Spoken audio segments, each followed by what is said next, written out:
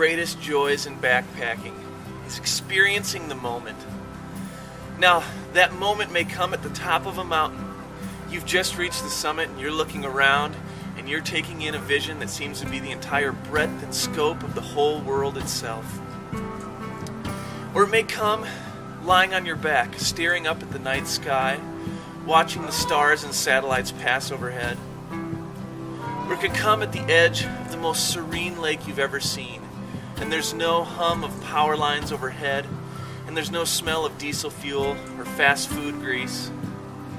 And it's that joy found in the experiencing of nature's beauty that beckons soul after soul to come in search for it, to leave comfort and familiarity behind.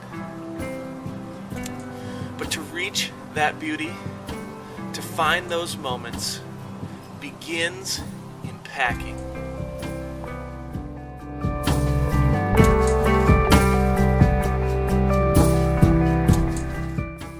This joy we've begun talking about, it's found in the experience of the moment, in living life for today.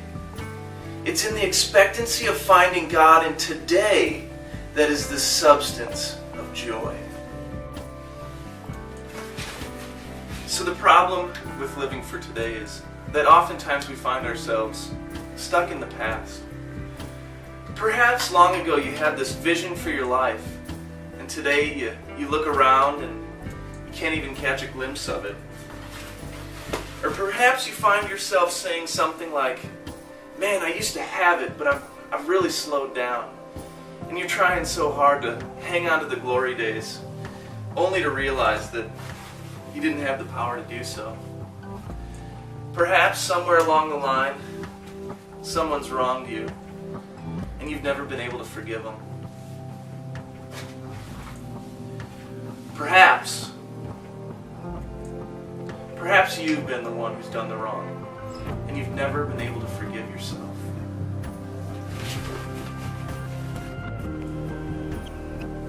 And maybe your problem isn't living in the past. Maybe you're avoiding today by dwelling on the future. Worry, worry, worry. Now I love what Jesus says about this. He says, consider the lilies. Deal with what can be dealt with today. Let tomorrow worry about itself.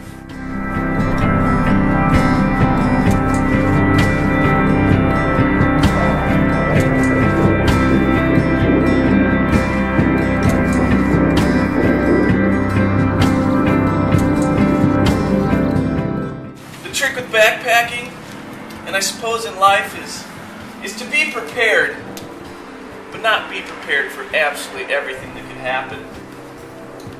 You don't want to pack too little, but you don't want your burden to be so heavy that you'll never reach your destination.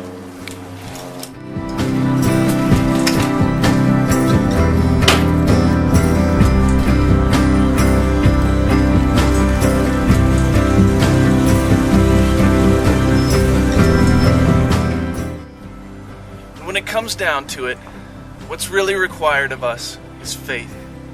It takes faith to step out into the wilderness with nothing but your 2 feet in a backpack. And it takes faith to step into today with nothing but a promise. So let me ask you this. Who do you need to forgive? What do you need to unlearn? And what worry do you need to shed and just trust that God will provide?